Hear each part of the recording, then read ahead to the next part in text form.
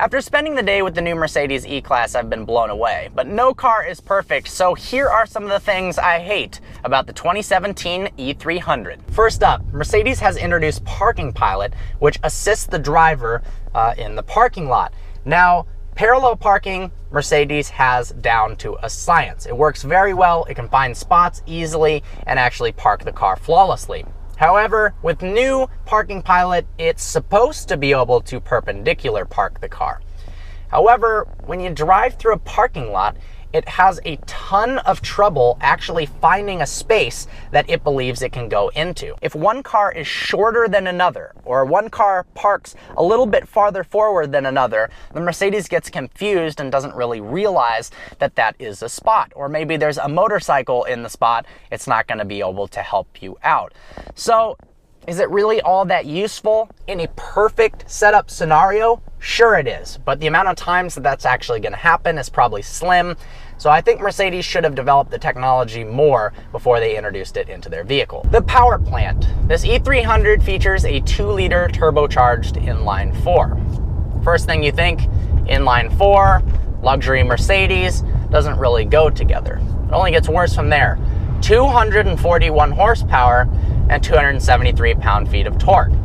Low to mid 200s range for horsepower in a as-equipped $60,000 car just doesn't really cut it. Cut it, cut it, cut it, cut it, cut it, cut it, cut it, cut it. I understand that it has to get good fuel economy, but 24 combined MPGs isn't really all that good. Really need more power. It also sounds terrible. When you floor the car, it sounds a bit like a minivan or a cheap economy vehicle than a Mercedes should. This is a brand new Mercedes. The build quality should be flawless, which it is, but it should also be free of creaks and rattles. Unfortunately, that's not the case. The front speaker up here in the dash has already developed a rattle. There's something going on in the headliner up here that makes a little noise. Now, if you listen to music, it's not a big deal, and it's possible the dealership would be able to fix it. But when you're buying a brand new Mercedes, you don't really want to have all these tiny little noises when they pride themselves on having a very comfortable, relaxing driving experience. Next, the multimedia screen has beautiful graphics. The problem is they tried to cram so many features into it, the text is way too small. If you're looking at the screen while you're driving and trying to use the new touch controls on the steering wheel or use the turn dial, it's hard to tell what you've selected, and it's actually not laid out in the most user-friendly manner.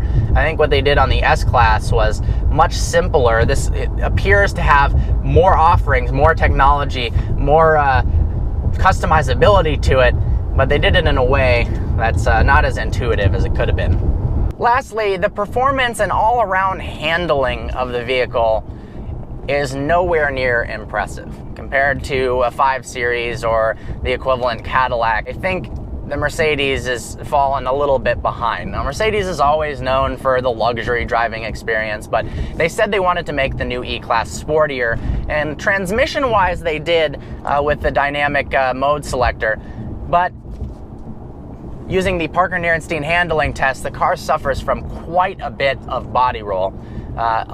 Too much, in my opinion.